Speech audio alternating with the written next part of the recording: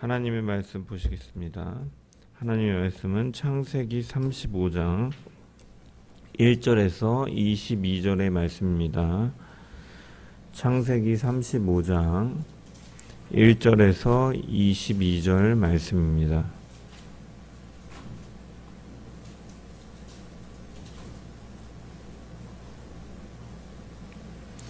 제가 하나님의 말씀을 봉독합니다.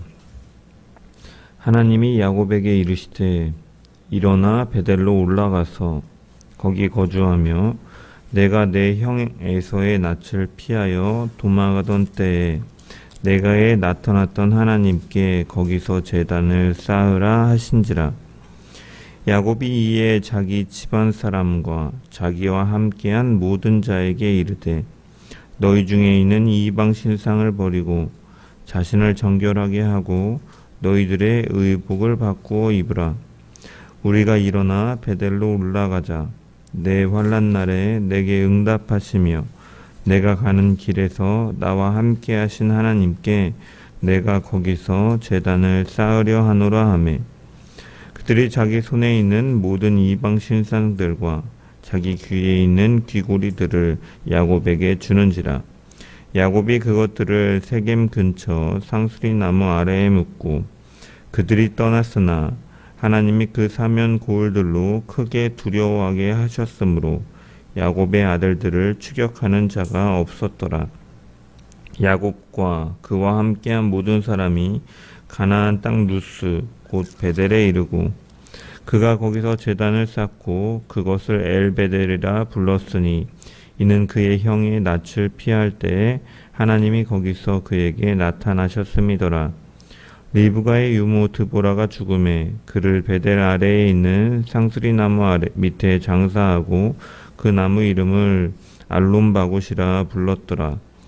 야곱이 밧단 아람에서 돌아오매 하나님이 다시 야곱에게 나타나사 그에게 복을 주시고 하나님이 그에게 이르시되 내 이름이 야곱이지만은 내 이름을 다시는 야곱이라 부르지 않겠고 이스라엘이 내 이름이 되리라 하시고 그가 그의 이름을 이스라엘이라 부르시고 하나님이 그에게 이르시되 나는 전능한 하나님이라. 생육하며 번성하라. 한 백성과 백성들의 총회가 내게서 나오고 왕들이 내 허리에서 나오리라. 내가 아브라함과 이삭에게 준 땅을 내게 주고 내가 내 후손에게도 그 땅을 주리라 하시고 하나님이 그가 말씀하시던 곳에서 그를 떠나 올라가시는지라. 야곱이 하나님이 자기와 말씀하시던 곳에 기둥 곧 돌기둥을 세우고 그 위에 전제물을 붓고 또 그 위에 기름을 붓고 하나님이 자기와 말씀하시던 곳의 이름을 베델이라 불렀더라. 그들이 베델에서 길을 떠나 에브라스에 이르기까지 얼마간 거리를 둔 곳에서 라헬이 해산하게 되어 심히 고생하여 그가 난산할 즈음에 산파가 그에게 이르되 두려워하지 말라. 지금 내가 또 등남하느니라 하매 그가 죽게 되어 그의 혼이 떠나려 할 때 아들의 이름을 베논이라 불렀으나 그의 아버지는 그를 베냐민이라 불렀더라. 라헬이 죽음에 에브랏 곧 베들라임 길에 장사되었고 야곱이 라헬의 묘에 비를 세웠더니 지금까지 라헬의 묘비라 일컫더라. 이스라엘이 다시 길을 떠나 에델 망대를 지나 장막을 쳤더라. 이스라엘이 그 땅에 거주할 때에 루벤이 가서 그 아버지의 첫 비라와 동침하매 이스라엘이 이를 들었더라. 야곱의 아들은 12이라. 아멘. 말씀을 통한 주의 은혜와 평강이 새벽에 하나님 앞에 나온 모든 성도들 가운데 넘치기를 축원합니다. 오늘 우리가 읽은 본문은 하나님께서 야곱을 베델로 다시 부르시는 장면입니다. 하나님은 야곱에게 일어나라, 내가 나를 만났던 자리로 올라오라 라고 말씀하십니다.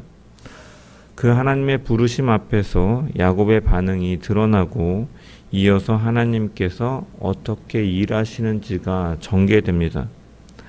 우리는 오늘 말씀을 통해 이 한 달을 어떠한 마음으로 시작해야 하는지 하나님 앞에서 어떠한 방향으로 걸어가야 하는지를 함께 붙드는 시간 되기를 주의 이름으로 축원합니다. 1절의 말씀을 다시 보면 하나님이 야곱에게 이르시되 일어나 베델로 올라가서 거기 거주하며 내가 내 형 에서의 낯을 피하여 도망하던 때에 내게 나타났던 하나님께 거기서 제단을 쌓으라 하신지라 라고 기록되어 있습니다. 여기서 주목해 봐야 할 표현은 하나님께서 베델로 올라가서 거기 거주하라 라고 말씀하시는 부분이죠. 오늘 본문 이전인 창세기 34장을 보면 야곱의 가정은 완전히 무너질 위기에 닥치게 됩니다. 딸 디나가 강간을 당하고 이 아들들은 분노에 가득 차서 잔인한 복수를 저지릅니다. 그 결과는 무엇입니까? 가정 안에는 폭력과 이 일로 인한 분열이 들어왔고 외부적으로는 이제 야곱 가정에 대한 원한과 보복의 위험이 쌓이게 되죠. 그래서 야곱은 34장 30절에 보면 이렇게 말합니다. 그들이 모여서 나를 치고 나를 죽이리니 나와 내 집이 멸망하리라. 이처럼 야곱은 생존의 위기 앞에 서 있는 상태이죠. 그런데 바로 그때 하나님은 야곱에게 찾아오셔서 1절의 말씀을 하시는 것입니다.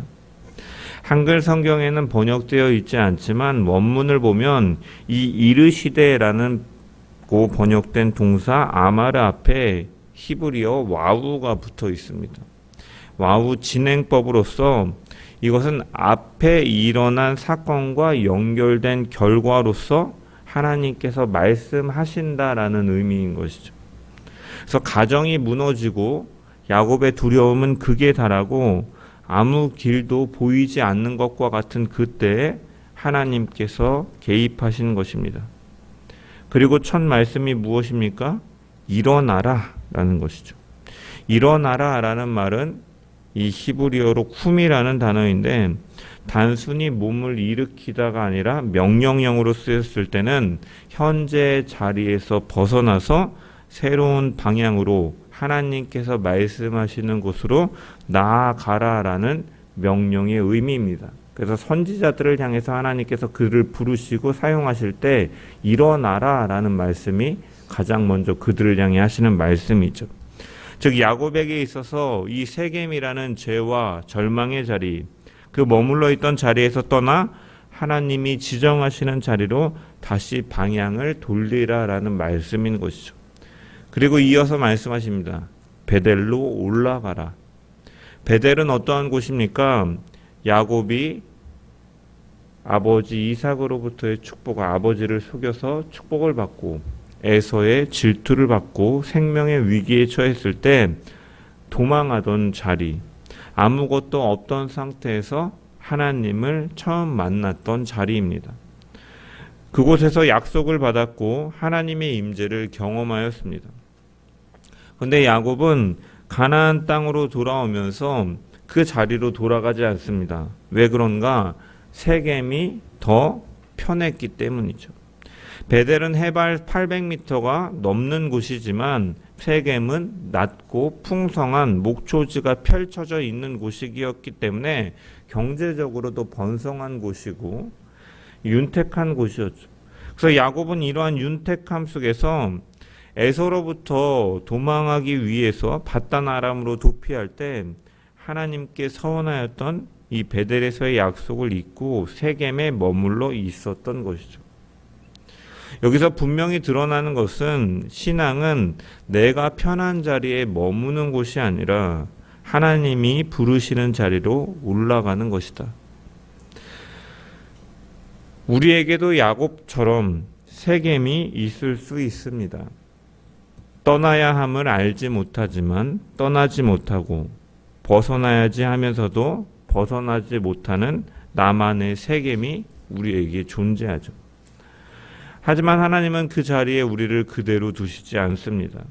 무너짐 속에서 고통 속에서라도 다시 부르시죠. 일어나라, 내가 너를 만났던 자리로 돌아오라 말씀하십니다. 하나님은 우리를 포기하지 않으시고 죄 가운데 있을 때에도 약속을 기억하게 하시고 다시 하나님께로 돌이키게 하시는 분이십니다. 이 월삭의 새벽에 그 부르심을 듣는 시간이 되기를 소망합니다. 우리가 붙들고 있는 내가 편한 자리인 세겜을 내려놓고 하나님의 약속이 있는 자리로 다시 올라가는 저와 여러분 되시기를 주의 이름으로 간절히 축원합니다. 이 하나님의 부르심 앞에 야곱은 어떻게 반응합니까?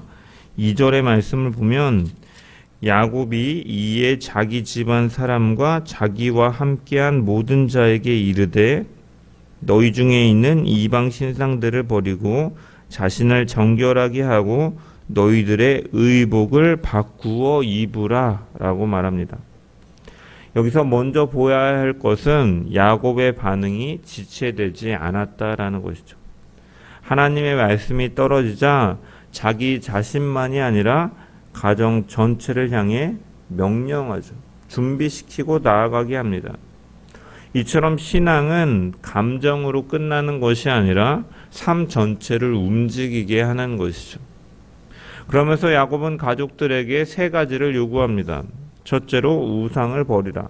두 번째로 자신을 정결하게 하고 세 번째 의복을 바꾸라 라고 말하죠. 이 세 가지는 따로 떨어진 행동이 아니라 과거를 끊고 자신을 하나님 앞에 바로 세우고 새로운 삶으로 들어가는 전인적인 변화의 과정을 가리킵니다. 특히 여기서 이방 신상을 버리라는 명령이 중요하죠. 왜냐하면 이것이 모든 변화의 출발점이기 때문입니다. 야곱의 가정은 하나님을 아는 가정이었지만 동시에 우상을 가지고 있었습니다. 이것이 무엇을 보여줍니까? 하나님을 믿는다 하면서도 다른 것을 함께 붙들고 살아갈 수 있다라는 것이죠. 성도 여러분, 우상은 단순히 눈에 보이는 형상만이 아니죠. 내가 의지하는 것, 내가 기대하는 것, 기대는 것, 하나님보다 더 중요하게 여기는 것, 그리고 무엇이든지 그러한 것들이 우상이 될 수가 있습니다. 재물이 될 수도 있고 관계가 될 수도 있고 안정감이 될 수도 있습니다. 심지어 내 계획과 내 방식도 하나님보다 앞서면 우상이 되는 것이죠. 그래서 하나님께로 돌아가는 길에는 반드시 이러한 우상들에 대한 버림이 필요한 것이죠. 하나님께 나아가면서 그대로 붙들고 가려는 것은 신앙이 아니라 타협입니다. 그래서 야곱은 그것을 땅에 묻어버리죠. 단순히 내려놓는 것이 아니라 다시 꺼낼 수 없도록 처리하는 것입니다. 그러고 나서 야곱은 베델로 나아갑니다. 그런데 생각해 봐야 될 것은 야곱이 그 가는 길은 쉬운 길인가? 아니다라는 것이죠. 야곱의 상황을 보면 세겜 사건 이후, 즉 주변 민족들이 이 야곱을 향해, 가족들을 향해 언제든지 보복할 수 있는 상황입니다. 이때 이동한다라는 것은 굉장히 위험한 선택이 되죠. 그런데 5절을 보면 놀라운 일이 일어나게 됩니다. 그들이 떠났으나 하나님이 그 사면 고을들로 크게 두려워하게 하셨으므로 야곱의 아들들을 추격하는 자가 없었더라. 여기 두려워하게 하셨다라는 표현을 히브리어로 보면은 하나님이 직접 주신 두려움, 곧 하나님이 외부 환경에 개입하셔서 주변 민족들의 마음을 붙드신 것을 의미하죠. 야곱이 나아가는 길은 위험했지만 그 길이 막히지 않고 오히려 아무도 추격하지 못했다라고 말씀합니다. 왜 그러냐? 야곱이 강해서가 아니라 하나님이 그를 붙들고 보호하셨기 때문이다라고 성경은 말씀하고 있죠. 이 장면은 매우 중요한 원리를 보여줍니다. 하나님께로 돌아가는 길은 겉으로 보면 더 위험해 보일 수가 있죠. 손해를 보는 것처럼 보일 수 있습니다. 우상을 버린다라는 것은 나에게 익숙한 것을 내려놓는다라는 것이고, 정결하게 한다라는 것은 자기의 삶을 뒤흔드는 것이죠. 그래서 인간적으로 보면 불안하고 두려운 길입니다. 하지만 성경은 이에 대해서 반대로 말합니다. 하나님께로 방향을 돌이키는 순간 그 길은 하나님이 책임지시는 길이 된다라는 것이죠. 우리가 붙들고 있는 것을 내려놓을 때 손해를 보는 것처럼 보이지만 실제로는 하나님이 그 자리를 지키신다라는 거예요. 야곱이 우상을 묻고 올라갈 때 그 가정은 더 약해지고 위기에 내몰리는 것이 아니라 오히려 하나님의 보호 아래에 들어간 것입니다. 이처럼 신앙의 결단은 하나님의 통치 안으로 들어가는 생명의 길인 줄 믿습니다. 이 월삭의 새벽에 우리의 삶을 돌아보아야 합니다. 혹시 하나님보다 더 붙들고 있는 것이 우리에게 있습니까? 여전히 내려놓지 못하고 있는 우리의 생각과 방식, 우리의 우상들이 자리 잡고 있습니까? 우리는 하나님보다 더 의지하고 사랑하는 것들이 있다면 점검함을 통해서 우상을 제거하고 하나님께서 말씀하시는 그 길로 나아가는 복된 자들 되기를 주의 이름으로 간절히 축원합니다. 종이 두 주인을 섬길 수 없는 것처럼 살아계시고 늘 은혜와 위로를 주시는 하나님만을 섬김으로 하나님께서 우리의 길을 지키시고 우리의 삶을 책임지시는 그 은혜를 누리며 살아가는 모든 성도들 되기를 주의 이름으로 간절히 축원합니다. 이렇게 야곱은 베델로 올라갔습니다. 하나님의 부르심에 반응했고 우상을 버리고 삶을 바로 세우죠. 그렇다면 이제 모든 것이 좋아졌는가? 본문은 그렇게 말하지 않습니다. 16절 앞부분의 말씀을 보면은 그들이 베델에서 길을 떠나 에브랏에 이르기까지 얼마간 거리를 둔 곳에서라고 기록되어 있죠. 그리고 21절에 보면 이스라엘이 다시 길을 떠났다라고 또한 기록되어 있습니다. 이러한 표현들은 여전히 완성되지 않은 여정을 보여주고 있죠. 베델에서 하나님을 만나고 그 은혜의 부르심의 자리에 섰지만 그 여정은 거기서 끝나는 것이 아니라 계속해서 되는 길이라는 것을 보여주죠. 은혜의 자리 이후에도 삶은 여전히 진행되고 그 삶에는 아픔도 있고 고통도 있고 슬픔도 있습니다. 그래서 오늘 본문에 보면 그 길 위에서 바로 라헬의 죽음이 일어나죠. 야곱에게 있어 라헬은 너무나 사랑했던 아내입니다. 외삼촌 라반으로부터 속임을 당해서 라헬을 얻기 위하여 7년간 일을 하여 결혼식 당일이 되었는데 알고 보니 레아였고 또한 라헬을 또 얻기 위해 7년의 수고를 더하게 되죠. 이처럼 사랑했던 여인이 그 길에서 어떠한 일을 당합니까? 해산하다가 심히 고생하여 결국 죽게 되는 것이죠. 여기서 라헬이 해산하게 되어 심히 고생하여라는 이 표현에서 이 고생하여라는 표현은 단순한 고통이 아니라 생명을 위협하는 극심한 고통을 강조하는 표현이죠. 그리고 그 고통 속에서 라헬은 마지막으로 아들의 이름을 부릅니다. 산파가 너가 득남하였다라고 하니까 그 아들의 이름을 뭐라고 합니까? 베노니라고 말하죠. 슬픔의 아들이라는 표현입니다. 자신이 겪고 있는 고통과 상실로 인해서 자기의 인생을 해석하는 것이죠. 고통 속에서 아들을 낳았다. 하지만 그런데 야곱은 그 이름을 베냐민이라고 바꾸어 부릅니다. 베냐민은 오른손의 아들이라는 의미죠. 오른편의 아들. 성도 여러분, 오른손은 성경에 있어서 능력과 은혜의 자리를 의미하죠. 야곱은 이러한 상황을 모르거나 고통을 못 느끼는 것이 아닙니다. 아내를 잃는 고통을 그대로 겪고 있죠. 그런데 그 이름을 베냐민이라고 바꾸어 부릅니다. 이것은 야곱이 현실을 부정하거나 고통이 없는 것처럼 말하는 것이 아니라 다만 그러한 고통과 아픔의 상황 속에서도 하나님의 약속을 기준으로 그 현실을 해석하고 있는 것이죠. 하나님이 나를 부르셨고 하나님이 나에게 약속을 주셨고 하나님이 나와 함께 하신다라는 사실을 붙듦 속에서 지금의 상황을 바라보는 것이죠. 이처럼 신앙은 하나님과 함께하는 것은 우리의 상황이 우리가 기대하는 방향으로만 바뀌는 것이 아니라 상황을 보는 기준을 바꾸게 하는 것이죠. 그렇기에 믿음의 사람은 고통 속에도 무너지지 않는 것이죠. 하나님의 언약이 그 사람을 붙들고 있기 때문입니다. 또한 22절에 보면 르우벤의 범죄가 기록되어 있습니다. 르우벤이 가서 그 아버지의 첩 비라와 동침하였고, 이 사건은 장자의 권위를 스스로 무너뜨리는 사건이고 야곱의 가정 질서를 흔드는 심각한 죄이죠. 이처럼 베델 이후에도 야곱의 가정은 여전히 완전하지 않습니다. 연약함이 있고 여전히 죄가 존재합니다. 이것이 바로 우리의 현실을 보여주죠. 하나님께 돌아왔다고 해서 모든 문제가 사라지는 것은 아닙니다. 그러나 본문은 여기서 멈추지 않죠.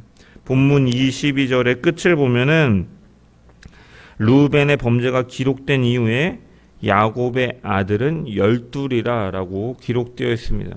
이것은 단순한 정보 전달이 아니라 르우벤의 범죄가 있었음에도 불구하고 하나님께서 약속하시고 세우시는 12지파의 그 이스라엘을 향한 약속은 흔들리지 않았다라는 선언인 것이죠. 사람은 흔들리고 가정은 흔들리고 상황은 흔들릴지라도 하나님의 약속은 변함없이 흔들리지 않는다라는 것이죠. 이처럼 신앙은 문제가 없는 상태를 가리키는 것이 아니라 그 문제 속에서도 변함없으신 하나님의 약속을 붙드는 것이죠. 그 하나님을 붙드는 것입니다. 고통 속에서도 하나님의 약속을 놓지 않는 것이죠. 그래서 하나님께로 돌아가는 사람은 상황을 바라보고 붙드는 사람이 아니라 하나님의 언약을 붙들고 살아가는 사람인 것이죠. 이 월삭의 새벽에 우리의 삶의 형편과 상황에 매이지 않고 하나님의 약속만을 붙들고 살아가는 믿음의 사람들로 굳게 서게 되기를 소망합니다. 어떠한 형편 속에서도 하나님을 신뢰하고 주신 말씀으로 우리의 삶을 해석하며 끝까지 언약을 붙드는 신앙으로 살아가는 저와 여러분 되시기를 주의 이름으로 간절히 축원합니다. 말씀을 마무리합니다. 오늘 말씀을 통해 분명하게 드러난 것은 하나님은 자기 백성을 다시 부르시는 분이다라는 사실이죠. 야곱은 베델을 알고 있었던 사람이었고 하나님을 만났던 사람이지만 그 자리를 떠나서 이 세겜에 안주하고 있었고 그 결과는 혼란과 두려움이었습니다. 그때 하나님은 찾아오셔서 말씀하십니다. 일어나라, 내가 너를 만났던 자리로 돌아오라. 이 부르심은 바로 오늘 우리를 향한 부르심이죠. 우리의 삶에도 세겜이 있습니다. 편하고 익숙하지만 하나님과 멀어지게 만드는, 하나님의 약속을 기억하지 못하게 만드는 자리가 있습니다. 그런데 하나님은 그 자리에 우리가 머물러 있지 않도록 다시 부르시는 하나님이십니다. 그리고 그 부르심 앞에서 야곱은 우상을 버리고 자신을 정결하게 하고 방향을 돌이킵니다. 이 시간 우리는 우리를 붙들고 있는 우상을 정리하고 하나님이 부르시는 자리로 다시 올라가야 될 줄 믿습니다. 그 길이 불안해 보일 수 있습니다. 손해처럼 느껴질 수 있습니다. 하지만 그 길은 하나님이 책임지시는 길입니다. 하나님께로 방향을 돌리는 순간 그 길은 하나님께서 책임지시는 길이 됩니다. 그 길 위에 고통도 있습니다. 라헬의 죽음이 있었고 가정의 문제도 계속됩니다. 하지만 그 모든 상황 속에서도 하나님의 약속은 흔들리지 않고 끝까지 성취하시는 것을 바라봅니다. 신앙은 이처럼 하나님의 약속을 붙들고 끝까지 살아가는 것인 줄 믿습니다. 이 한 달을 시작하는 월삭의 기도회 속에 이 하나님의 부르심에 반응하는 삶으로 결단하고 하나님께로 돌아가는 삶으로 나아가는 저와 여러분 되기를 소망합니다.